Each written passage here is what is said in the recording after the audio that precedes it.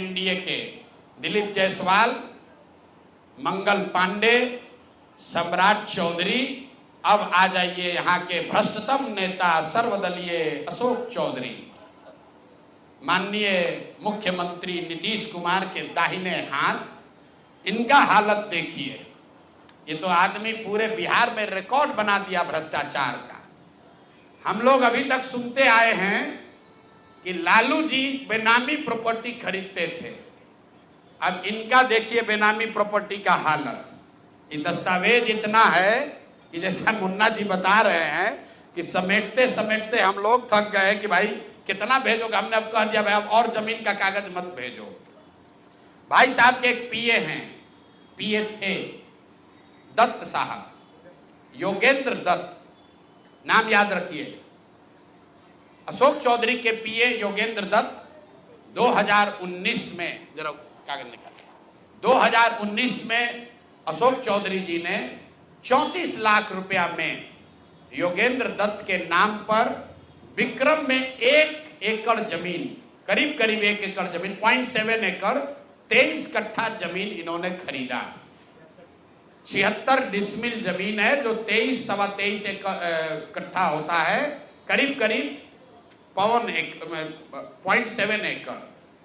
विक्रम में 34 लाख में जमीन खरीदा गया योगेंद्र दत्त के नाम पर, जो उस समय अशोक चौधरी के पीए थे। अब सुनिए इसमें कहानी। 2 बरस के बाद दत्त साहब ने वो जमीन ट्रांसफर रजिस्ट्री कर दिया अशोक चौधरी के बेटी और अभी के सांसद सांबवी चौधरी के नाम पर 34 लाख रुपया में। इसका डीड है, ये डीड आपको जारी करेंगे, आप देख लीजिएगा।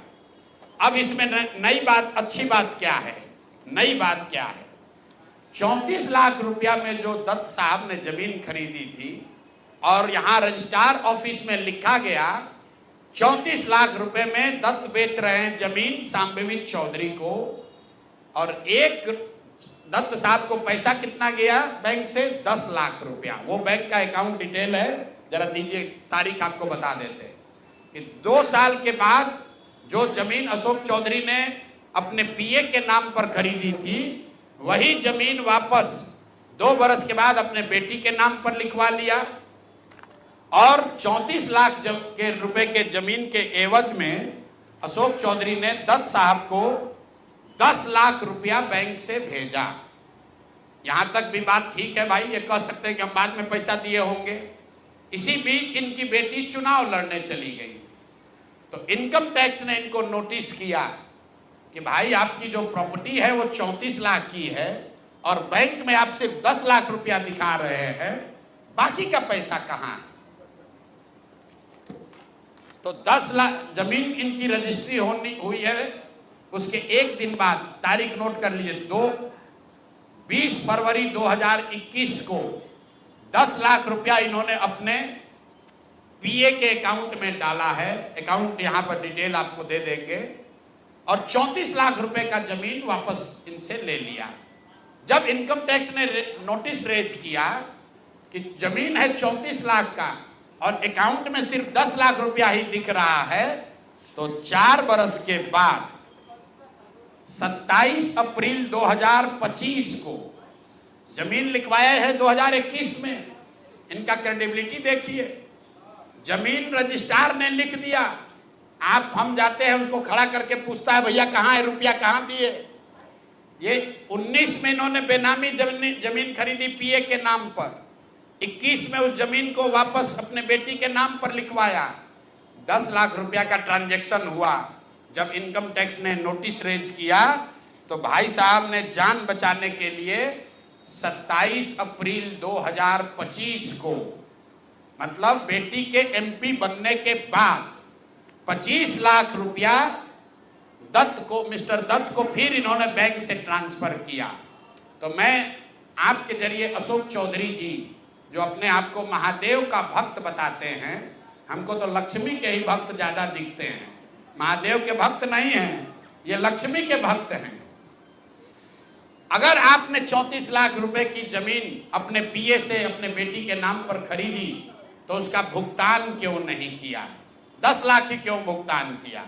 और अगर आप कहते हैं कि 10 लाख ही भुगतान तय हुआ था, तो फिर बाद में 25 लाख रुपया 3 बरस के बाद इनकम टैक्स के नोटिस आने के बाद क्यों किया?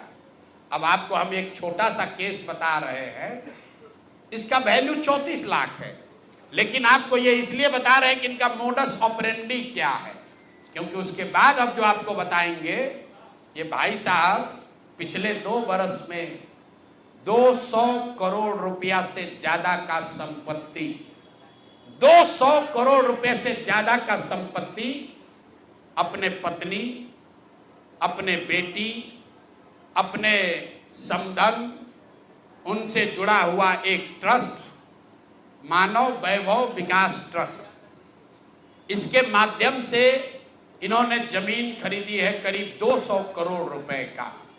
और सारा डीड, एक एक जिस दिन का ट्रांजैक्शन है, वो सारा डीड आपको यहां पर, आप चाहे तो उसका फोटोकॉपी ले सकते हैं। मैं एक बात क्लियर कर लूं, यहां जो मानव वैभव विकास ट्रस्ट है, हमारे पास उसके खिलाफ सबूत नहीं है। हम ये बता रहे हैं कि जब इनकी बेटी का एंगेजमेंट हुआ है, उसके बाद से अचानक से मानव विकास वैभव ट्रस्ट जो है, जो कुणाल साहब के परिवार से जुड़ा हुआ ट्रस्ट है, और उसमें यहाँ के बड़े कुछ पदाधिकारी भी हैं, जियालाल आर्य बहुत ईमानदार व्यक्ति हैं, वो भी ट्रस्टी हैं। तो मैं आपके जरिए उनसे भी आग्रह करूंगा कि सर, आप तो जीवन भर ईमानदारी के लिए आपका नाम हम लोग जानते हैं, ये बताएं कि आपके ये न्यास के माध्यम से सैकड़ों करोड़ रुपए की जमीन कहां से खरीदी जा रही है, ये पैसा कहां से आ रहा है, ये पैसा कहां से आ रहा है? क्योंकि इस ट्रस्ट के ट्रस्टी जो कुणाल साहब की पत्नी हैं, उनके बेटे हैं, इनमें और अशोक चौधरी के पत्नी के बीच में डेली का बैंकिंग ट्रांजैक्शन का रिकॉर्ड हम लोग के पास है। तो मैं अभी सिर्फ इतना ही आपको बता रहा हूं कि पिछले 2 वर्षों में जब अशोक चौधरी की बेटी की सगाई हो गई, तो सगाई से शादी के बीच में 38 करोड़ रुपए की जमीन पटना में खरीदी गई है। टोटल 38 करोड़ 44 लाख 40 हजार इतने रुपए का तो चेक से पेमेंट हुआ है। चेक से पेमेंट हुआ है 38 करोड़ 44 लाख 40 हजार। 12/5/2022 को पहली जमीन ली गई 23 करोड़ 40 लाख 30 हजार में। 12/5/2022 को एक दूसरी जमीन ली गई जिसकी कीमत है 8 करोड़ 89 लाख 70 हजार। 8 दिन के बाद 20 मई 2022 को फिर एक तीसरी जमीन ली गई जिसका वैल्यू है 3 करोड़ 44 लाख 41 हजार। फिर 2 महीने के बाद 14 अप्रैल 2022 को जमीन खरीदी गई 7 करोड़ 20 लाख का। फिर 4 दिन के बाद 18 जुलाई 2022 को जमीन खरीदा गया 15 करोड़ 50 लाख का। और ये सारी जमीन इंगेजमेंट और शादी के बीच के डेट है, उतना ही आपको बता रहे हैं। और ये सारी जमीन क्या मालिकाना